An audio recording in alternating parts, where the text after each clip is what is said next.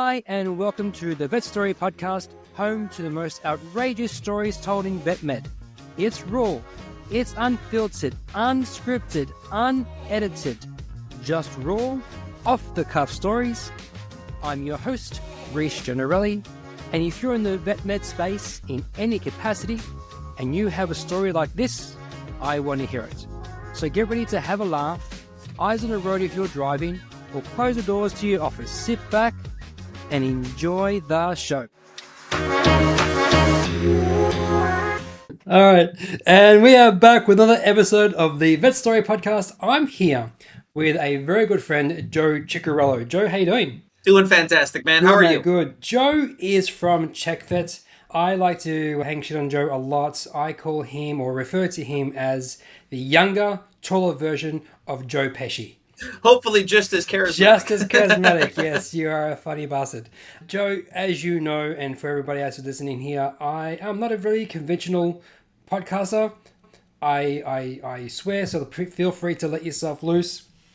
I don't abide by those rules. I'm Aussie, true and true, so we like to banter. It's in our DNA, so feel free to oblige. Dangerous request, my friend, but we'll see how it goes.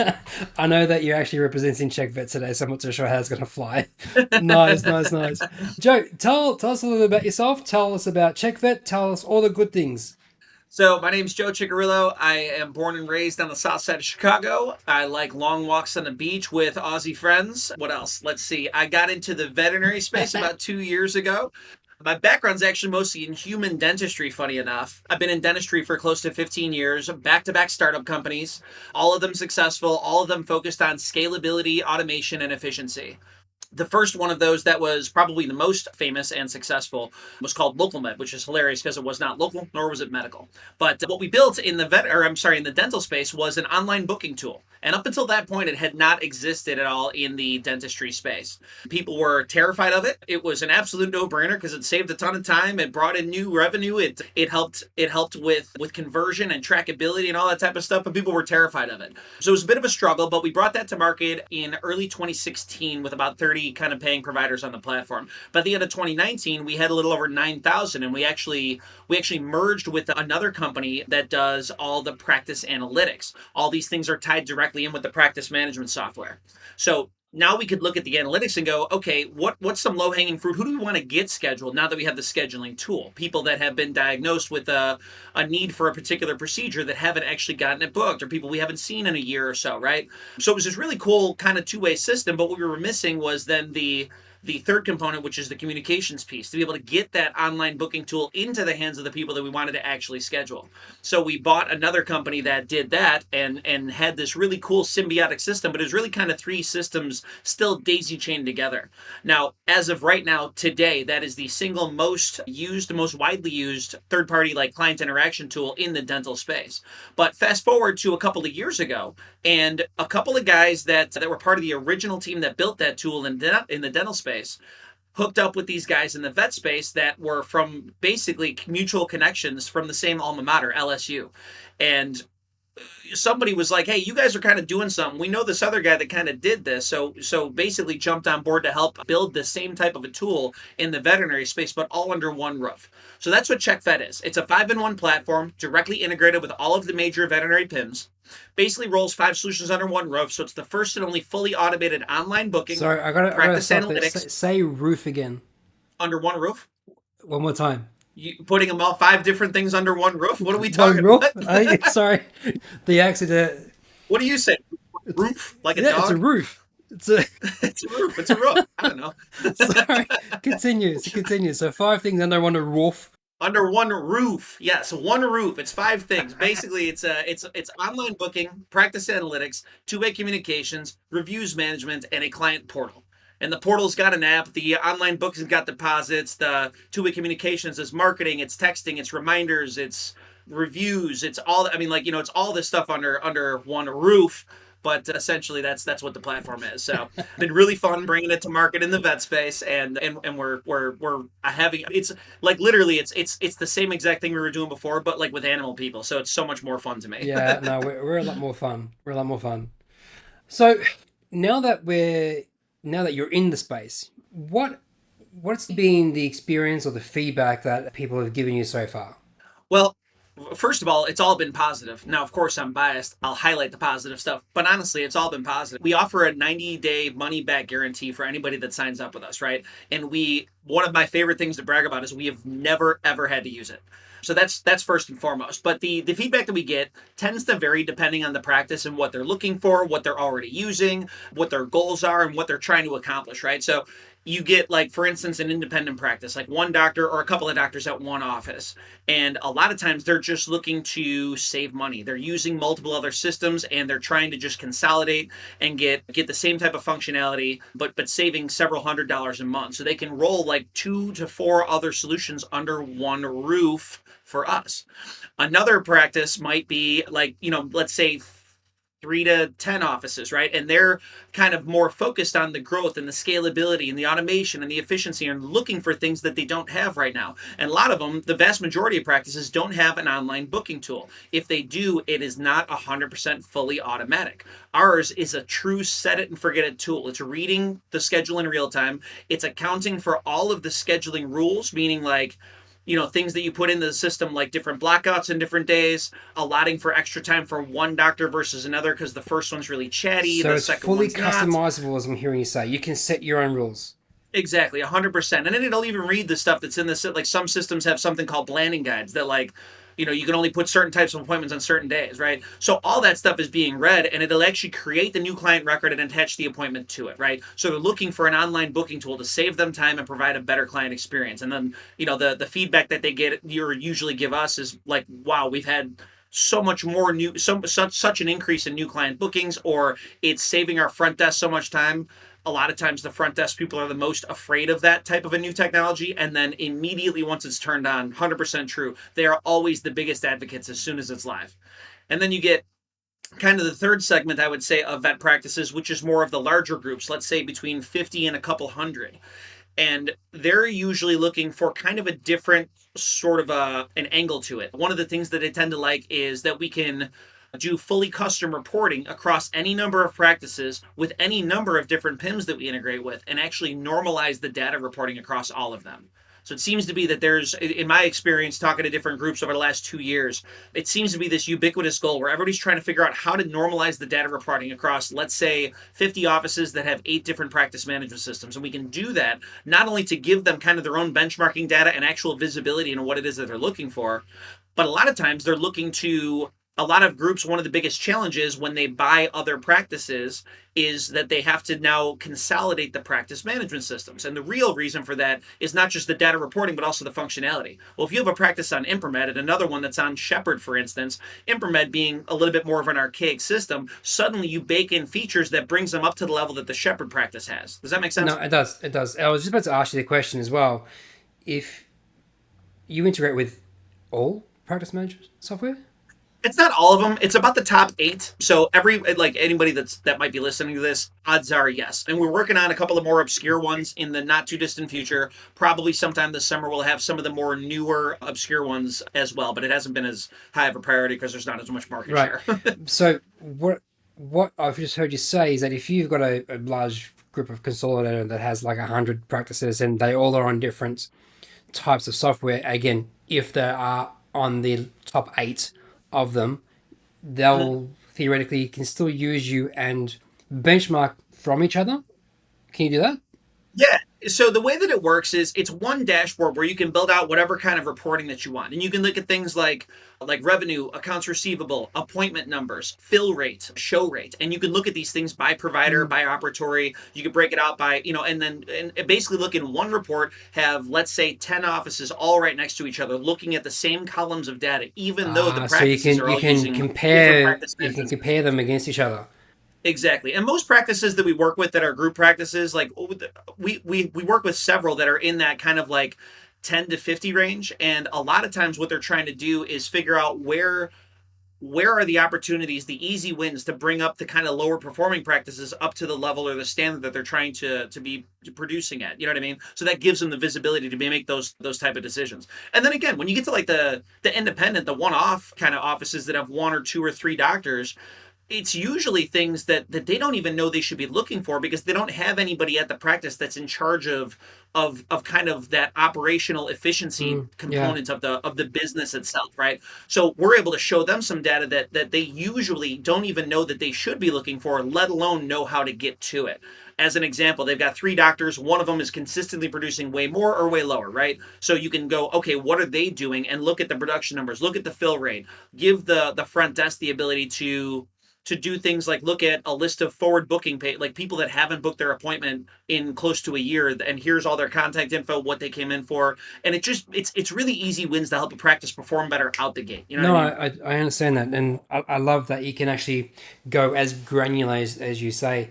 What is the difference between yourself, well, ChckVet, and the competitors that are out there? There's a couple of things. So the biggest things are automation, customizability, and consolidation. It's basically cost savings, right? Automation, because there's really only a couple of other systems that do online booking, but they don't do them the way that we do them. The way that we do it, I'm sorry. Like from an automation perspective, again, creating a start to finish, hands-off experience for the front desk and for the client themselves. The customizability, both and automation, again, for the communications, we can do everything from like the obviously appointment confirmations, appointment reminders, medical reminders, vaccine reminders, all the marketing that a practice would want to do based on things that we call client segments. So you can basically have as broad or as specific of a segment as you want. So as an example, you want a different communications sequence, whether it's a number of texts or communications, emails, digital forms for a new client, and you want that to be different than for a returning client. Or maybe you want it different by species or by breed or by age or by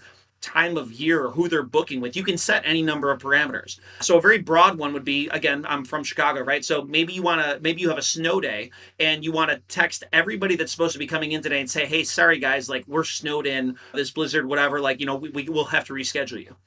A much more specific one, this is a real life example that happened a few months ago. We had a practice that had gotten, I don't know the name of it, but like she basically got a better version of a cat medication than she had been prescribing for years. And I bring this example up on every demo. This person got a new version of some cat medication she'd been putting out for years. So what we did was built out a client segment that was for all current clients that have a cat that's been prescribed this specific medication, the old one, that we haven't seen in at least 6 months, and the cat obviously is still alive. And then send out a text and an email and a push notification through the app that had that online booking link built into it. And conversion on that was like off the chart. Like she got all these people in to get that new medication.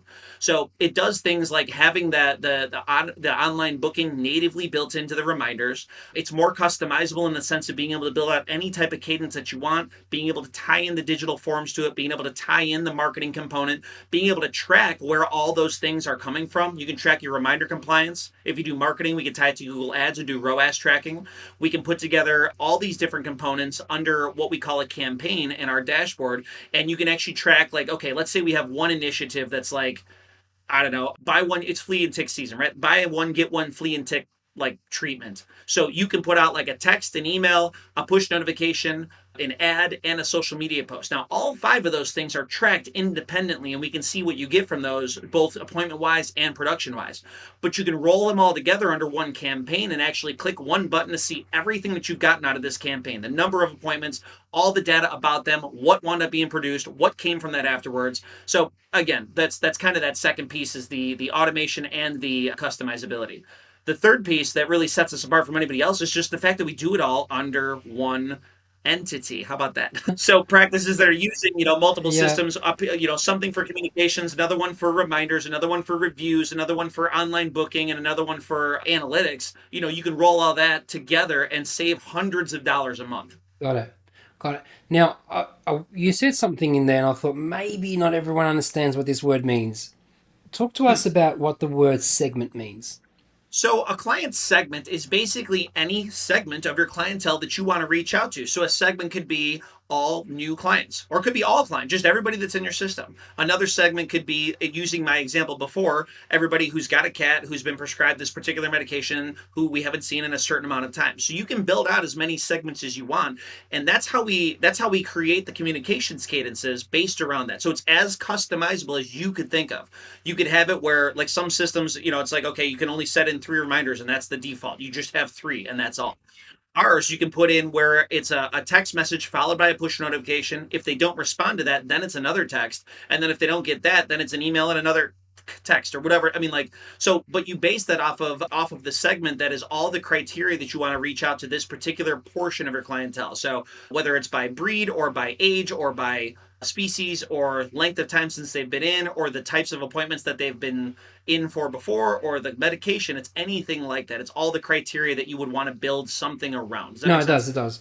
And now, I think I heard you say that when you do send a special segmented email or text, whatever, to certain segments, I guess, can you attach a analytics to that? Like, for instance, if you're about to promote a new drug or a new prescription, and you want to send it to the segmented people that you've chosen, using the same example that you said before about this particular cat, this particular age, this how long haven't been seen in this particular time, and if you sent a special promotion to that segment group, can you attach to see how, or I don't know if this word is attached, but you can generate a report on that segment on how many clicks, how many conversions. Am I right when I say that? Yeah, absolutely. So it's open rates, click through rates, appointment numbers, and production numbers. All of that start to finish. So outside of like telephones, like physical, like voice over IP, or like outside of that segment, like the telephones themselves, every other thing we can do perfect attribution on all of your marketing and conversion That's for. amazing. And how does that, the practice manager or whoever's sending out, what does that data tell them? All kinds of stuff. First and foremost, and most obviously, it's where do you want to put more time and energy and notably money into. So if you're, let's say, A/B testing a particular type of a promotion or a particular type of a social media post or something like that, you can explicitly see, is A doing better or is B doing better, right? If you have any type of communication that you want to put out into there, you can track any number of things off of like people's sentiment or what actually converts more, what gets more open rates versus more click-through rates, and what do we want to, like, let's say you're trying to increase your forward booking, you can track reminder compliance, all your medical and vaccine reminders, all of that, all of those conversion rates all get tracked in there as well, with which help you kind of build out an entire plan or kind of a blueprint for your practice and how you want to scale as time goes on, how you want to increase your forward booking, how you want to increase your revenue over time and make that sustainable so that ultimately you build a more profitable practice, which allows you Mm. to see more and help more pets. You know what I Yeah. mean? And what kind of metric data does ChckVet output?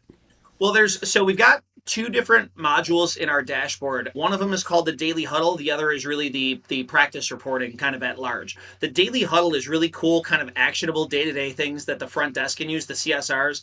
I'll just give you a couple examples. Like it'll tell you, okay, yesterday we saw 35 patients, right? Out of those 35, we scheduled, let's say, 6 of them for future appointments. So out of the remaining 29, this many, it might be like, and it's usually there's a few that have forward bookings already set up, but let's say that like 23 out of those 29 don't have a forward appointment booked. So here's a list you can click on and see all those people, the contact info, the last time they were in and what it was for, so you can make that call really really easily and dial down first thing in the morning. Another example very similar would be anybody that's supposed to be coming in today that hasn't confirmed their appointment yet. So here's a list of the 12 people out of 40 that are supposed to be coming in that haven't confirmed yet. So you can call right down the list. Another would be a prioritized list of the most ideal clients to reach out to try and fill last minute cancellations or openings in your schedule. So you can pull up a list of people that like haven't been seen recently or are coming up on a year since last time that they had an appointment, or maybe are bringing in one pet today, but there's another pet that they actually could also bring in and be seen as well, right? It'll give you all that data to look at. That's all on the daily huddle side. Then the practice reporting is everything else we were talking about. It's things like revenue and accounts receivable and appointment numbers and your fill rate and your show rate. And that's where you can benchmark across all the different providers across as many different offices as you have. Got it. What does a migrate look like? Is it? Tell me honestly. Is it painful? One of the most common questions, we make it as easy as possible. Usually any holdup, honestly, is us waiting for the practice to kind of get their shit together and do the thing that they're supposed to do.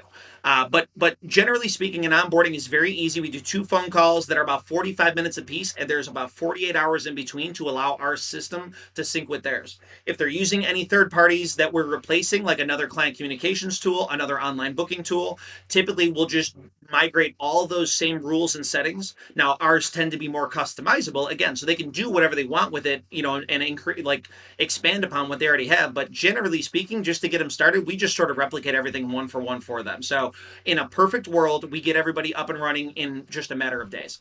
A matter of days? Yeah. So, and by the way, the practice's responsibility in that is 2 45-minute phone calls. And a lot of times it's shorter than that. It's, 30 to 45 minutes. And then said you need a little bit of time in between to let our system sync with theirs, but that's it. Huh.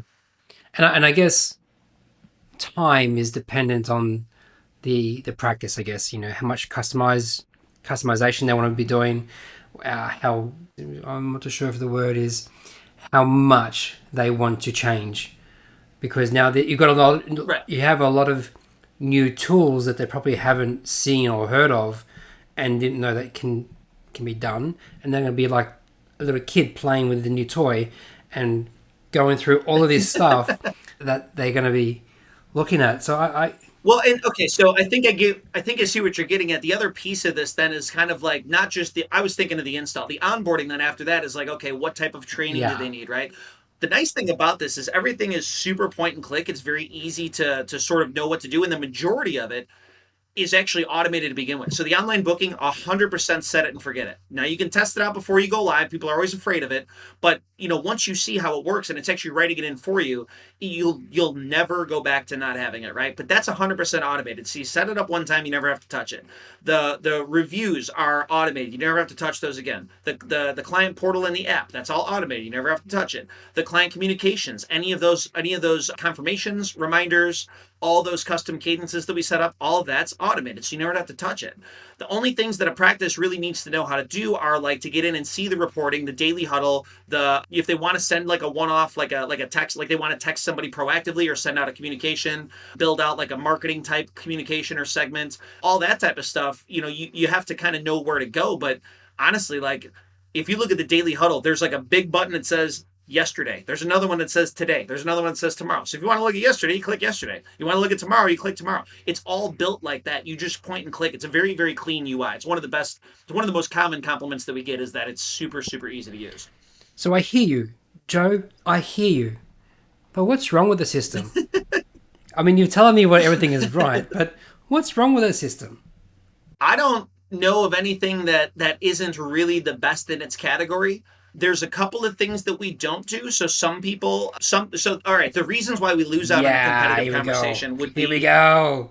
So there is a segment of the population that doesn't like that we're a young company, right? We've been around for about 2.5 years, even though the technology we built like 10 years ago. But as a vet company, we've only been around for about 2.5 years. So a lot of times we'll lose out to a more well-known competitor for some of those things that we do. Another is that we're missing a feature, something that they are getting from another platform or that they're looking for that we don't do. And the only 2 things that we ever hear is postcards. We have currently no interest in doing anything related to postcards, and I can't believe that people still do it. And phones, which we can work in tandem with people that do phones. So if you were to use like Mango Voice or PeerLogic or even Weave, like we could work. We have a lot of mutual clients with those companies, but we don't do phones ourselves. That's about the only sort of major sort of tech feature that we're kind of missing. Other than that, honestly, more often than not, I mean, like you would laugh if you heard how many times I've been asked like, so like, why don't you charge more? Ours is $299 a month for everything included, right? People are like, well, I'm paying like $650 a month for this. Are you sure you can do all of it? I go, make a list. Like we walk through it, we'll go through it all. And they're like, I've had this happen, no joke, at least 5 separate times from different people that are like, so like, why aren't you just charging more? Like, don't charge me more, but you know that you could charge more for this. Like, Yeah, at some point we probably will. Like as we continue to add functionality, because there's a lot of other a whole bunch more cool stuff on the docket. But like we don't charge any extra for text messages, as an example. We don't charge any extra for like if you're using one piece versus all the rest of it. Like you could use all of it for $2.99, or you could only use online booking for $2.99, and that alone would be worth it. Average ROI across only the online booking, because it's the easiest thing for us to draw a straight line from from usage to actual production revenue, is about 44 to 1 in ROI. That's not counting the analytics, the efficiency gain from having the daily huddle, the increase in reputation from your reviews, the community. I mean, the savings, So, as far as the system itself goes, though, like I mean, I don't know that there's any issues that anybody's had. So I was really looking for something fun. Those were not fun.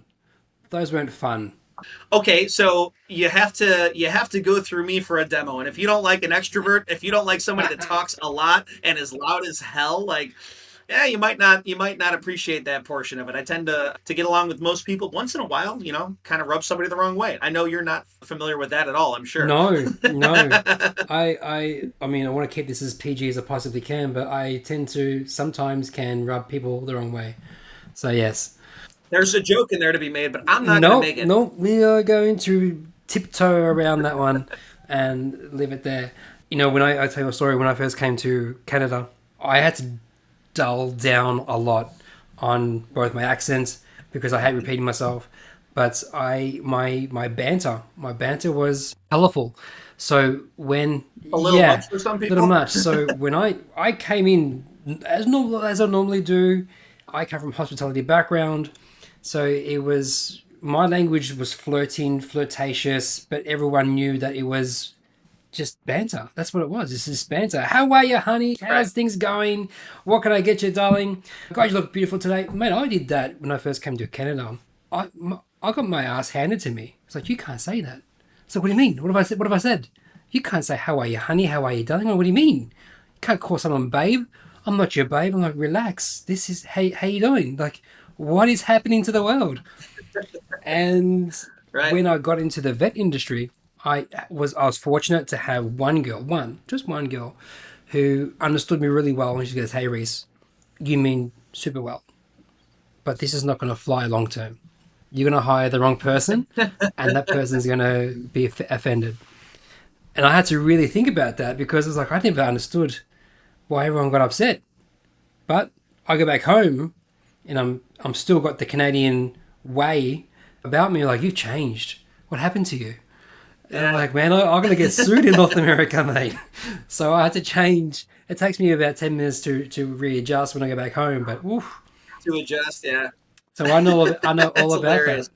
Rubbing people the wrong way sometimes. Yeah, we've had some interesting interactions over the years. Like when everybody that at the company I was describing, that when we built the online booking for dentistry, everybody was from the Chicagoland area. And Chicago, generally speaking, is like courteous, kind, that Midwest nice, they call it, but abrupt and kind of like, it's a very blue collar city. Like it's a working class city. Like all my family's all union and everything. And the South Side in particular tends to be a little bit more on the edgier side when it comes to the banter, I'll say. And when we merged with another company that was based in a culturally very, very different place, oh my God, the culture shock was hilarious. I mean, it was, without going into detail, man, it was some culture shock. So a bunch of us had to dial everything back pretty dramatically, but me most of all. And when we went out there to meet with the other company in person for kind of the first time after the merger, I remember everybody crowded around me, and it was like I was like the new kid at school. Everyone wanted to like talk smack basically back and forth, because their version of talking smack was so Disney compared to like like it was just like we're not even speaking the same language. Yeah. And dentistry tends to be a little bit more like that than the vet space. It's one of the things that I love about being in the veterinary space, is it tends to be less prim and proper and more real people that are just not putting on any airs. And I love that like so much. Like it's I tell everybody, all my friends and I got a ton of friends in dentistry, but like I tell them all, like, man, there's just so much more realness when you talk to the veterinary industry. It's wild and refreshing. Yes. I do remember, I still say this today every time I go see a client. who gets offended by swearing? Like, I have to ask the question, does anyone get offended? And like, oh no, F this and F that. I'm like, oh, my peoples, I love it. But there is, I did get a talking to before you go speak. You can't swear. I'm like, what do you mean? So when you go present, you can't swear. I'm like, I'm not going to swear. He goes, no, no, no. You don't realize that you're doing it, but you need to like think about every single word that you're about to say and go, is this a swear word? Because you need to pause, take a breath, and not swear. Yeah. So yeah, I understand that world, and I have to be conscious of that. So I get all that. Well, and so that's the funny thing. Like you and I hanging out in person. I mean, it's a we're talking about the same stuff, but this is so dialed back from you and me being like, just talking at a bar, for instance, that it's hilarious. And all the friends and family that I've grown up with, again, the area that I'm in and everything, it's people are like, wait, how, like you're on podcasts? I'm like, oh yeah, I've been on, like, I don't know, 20, 25 of them. They're like, they allow you. Yeah, And I'm like, it's completely different. Like I dial it back, man. And it's not as hard as you think once you kind of get used to it. So it's probably your whole thing, like with the going from Australia to Canada. It's in that same realm. You just got to flip the switch, and it's like, okay, yeah. no. I mean, like there's a running joke. I'll tell you a funny anecdote about that same company I used to work at. We didn't have a dress code when we started the company, and we wound up, by the time that we left, having two dress code rules. That was it. That was the whole dress code. And both of them were instituted because of me. The first rule was that you have to wear a shirt to the office. And I argued it, but I abided by it. The second was that the shirt cannot have the word fuck on it. And that was a little harder. I still don't understand that one, but I actually have, relative to your average person, probably an excessive amount of that. I have like 6 different shirts with the so yeah, I mean, but hey, to each their own. Now we get to work from home. Now I'm wearing a Hawaiian shirt on a podcast. Nice. But we won't talk about your Hawaiian shirt. We'll leave that one. We'll leave that one alone. All right, let's get back on track, Joe. This is what happens every time you and I get together.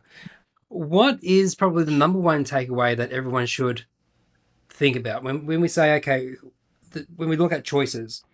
You say you're one of 3. As far as competitors, there's actually nobody else that does all the things that we do. But there's a handful, there's like 3 or 4 other companies we come up against in competitive conversations all the time, and they're all good companies. It's just everybody's got their advantages and disadvantages. What are some questions that you think everyone should be asking these people to compete? Okay, so first of all, I'll preface this with, as far as all of the things that we do, the one that offers the most immediate and also the biggest impact is always the online booking, like without question.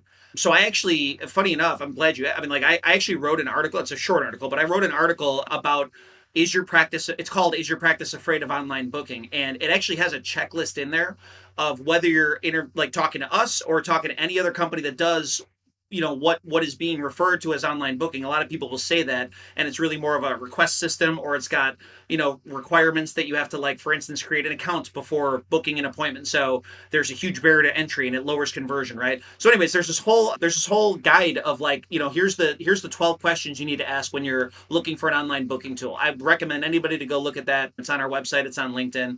But some of the ones that come to mind are, is the process 100% automated, or is there a manual component required? Every other system that I'm aware of that does online booking has a manual component required at some point in the process. Some of them more than others, some less than others. And if you get something that's mostly automated, it's still better than not having anything at all. But if it still requires manual confirmation or any sort of thing for the front desk to do, then it's not saving you as much time as it could be. It's not increasing conversion as much as it could be. So that would probably be number 1. Number 2 would probably be, think about what all you want to do with client communications and forget what you know about what's possible right now. If you've used another system, like this is like kind of like hard conceptual, but like you take the framework of what you know about it off the table entirely and come up a list of like a wish list of, like, if I was building a reminder system or something, like what would be like my holy grail feature? And ask all the companies that you're interviewing, do you do these things, right? because again, like we have the ability to do more customizable stuff than anybody else that I'm aware of. But the best way that we come up with new features is from suggestions from people that are talking to us on a regular basis. So see if people are open. That's another one. See if people are willing to innovate. Are they open to feedback? And everybody will say that, but I mean, like, look at their company reporting. Look at the things that people are talking about in Facebook groups. See, are they doing anything, or have they been bought by some larger company and haven't really rolled out anything new in the better part of a year? You know what I mean? And on your Um, online booking, you actually have the ability to take prepayments, correct? yeah, exactly. Yeah. So, and there's a couple of ways we can do that, but yeah, typically the most common use case is one of two things. People either want deposits for all new Mm. appointments, or they'll want only to charge for like emergencies. Like we get that a lot with high volume emergency clinics or spay neuter type stuff. We'll get people that want to do a deposit. So we can either use like Stripe if they don't want to worry about kind of using their own thing, or if they have their own payment processor, we just pipe in the link into the workflow for them. There's also, like I said, digital forms. We didn't really talk about that too much, but I mean, digital forms you can have as part of that workflow. So for every new client that books, you can have them have to fill out a new client form that goes into both the portal and also their app or their account if they choose to create one. Another one, I mean, again, thinking mostly about online booking, but like you think about these barriers to entry, right? If you're gonna implement a new system, how easy is it for your clients to be able to adapt to it, right? So what does the barrier of entry look like? For instance, do you need to create an account in order to book an appointment? If the answer is yes, don't use it. You know, Mm. That's I'm trying interesting. to. I mean, like, I could go on and on about that for hours, but Interesting. So I like a lot of that you've said, and I think what caught my attention the most, the ability to customize to what you want it to look like. Like you just said, take out what you thought your limitation was, throw that out, because the chances are you're probably 99%. We already do. yeah, Picture what you want it to look like. That's what I heard you say. that's exactly right. The other, by the way, okay, another really, you just made me think of this one. Another really important one to ask is, does the like the odds are that whatever system anybody's looking at is going to have a level of integration with the practice management systems, but the most critical piece of that is, does it do everything in real time and does it write back? Meaning, like, if you have an online booking tool as an example, or you have a reminders tool, is it let's say that you have somebody that's coming in like today, right, and they're going to get whatever series of communications relative to that appointment. If you change that, if you mark it that they're no longer coming in, are they is it updated in real time in that third party solution like ChckVet? Like, does that automatically switch off the rest of the communications or change it whatever way you want it to work, right? So is it all happening in real time? When somebody books an appointment, is it reading the schedule right now in this moment, or is it syncing once a day? In which case you're going to have a ton of double bookings and it's going to cause like Yeah, twice as much yeah. work. You know what I mean? Because So, real and then time the has communication like with all of our a reminders. double check, right? It checks when you book it or planning to book it, you check it. And so it's saying, yes, it's still available. And then when you go to check out, it's checking again to see if that appointment's still available, right?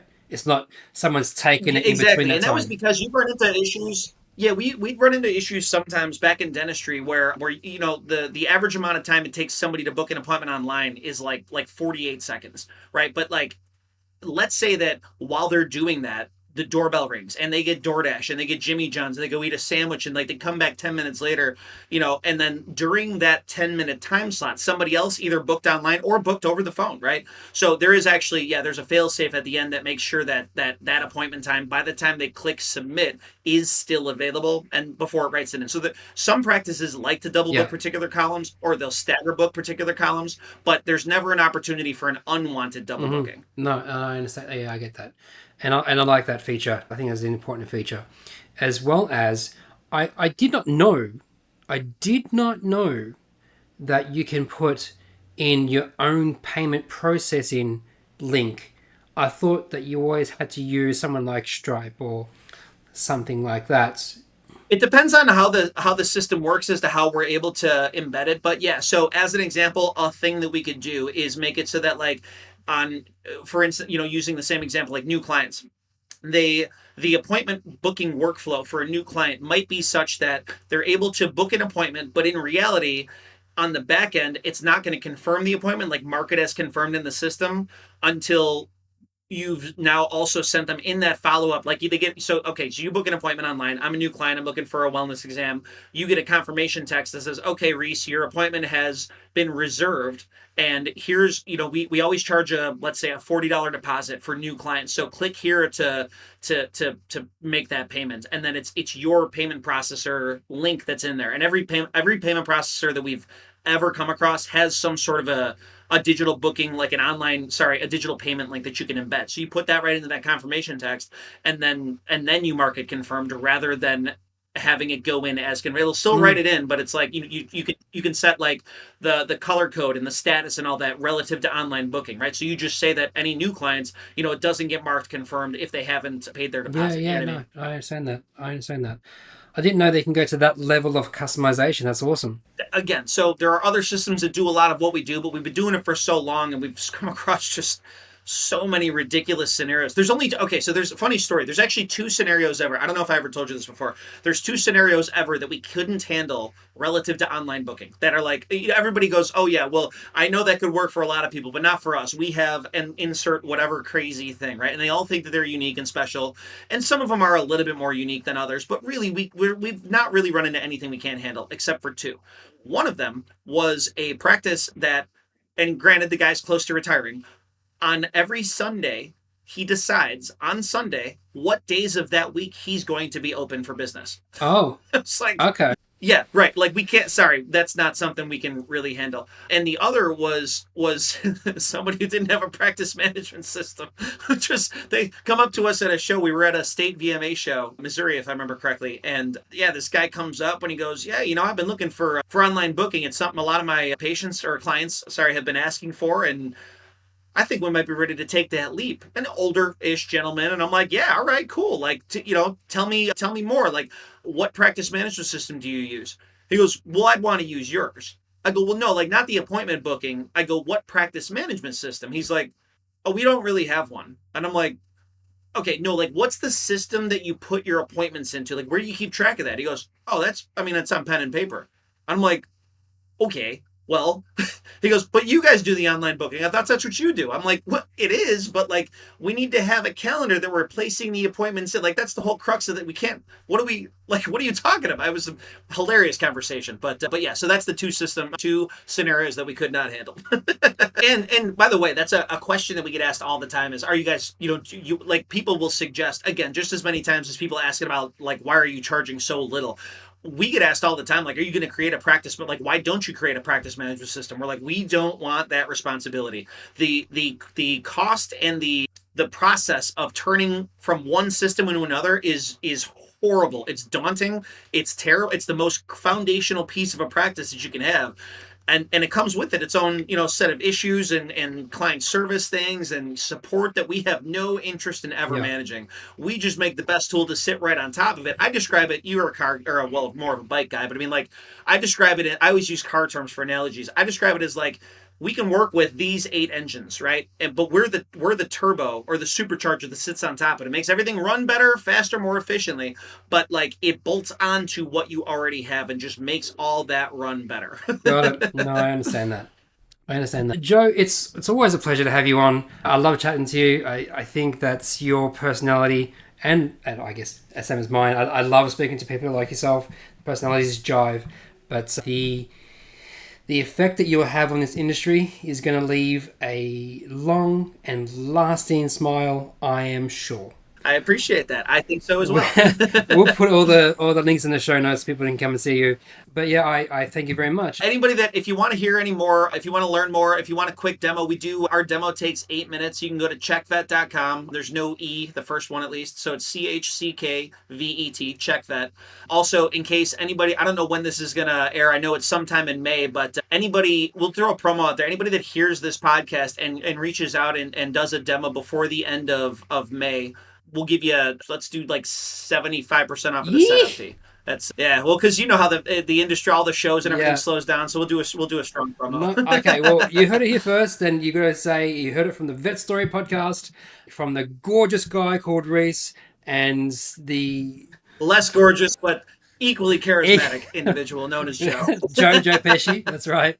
But the tall version, just as charismatic as Joe.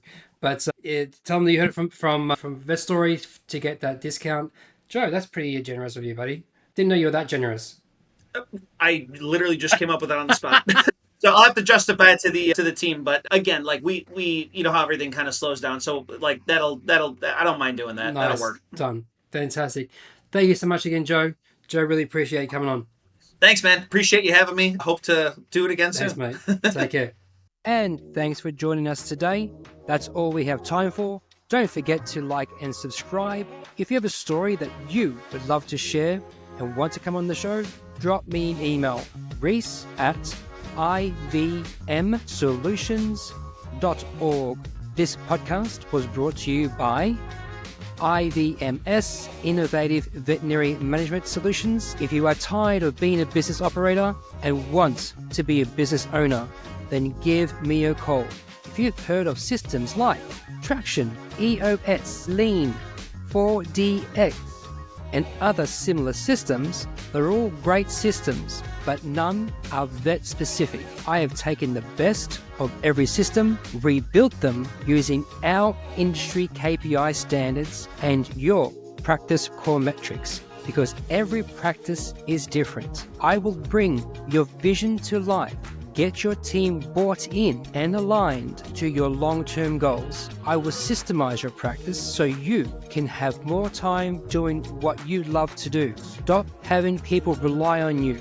Practice ownership should not be this hard. Let's move from being a business operator and move into the business owner category. If this interests you, go to my website, www.ivmsolutions.org. Until next time, take care.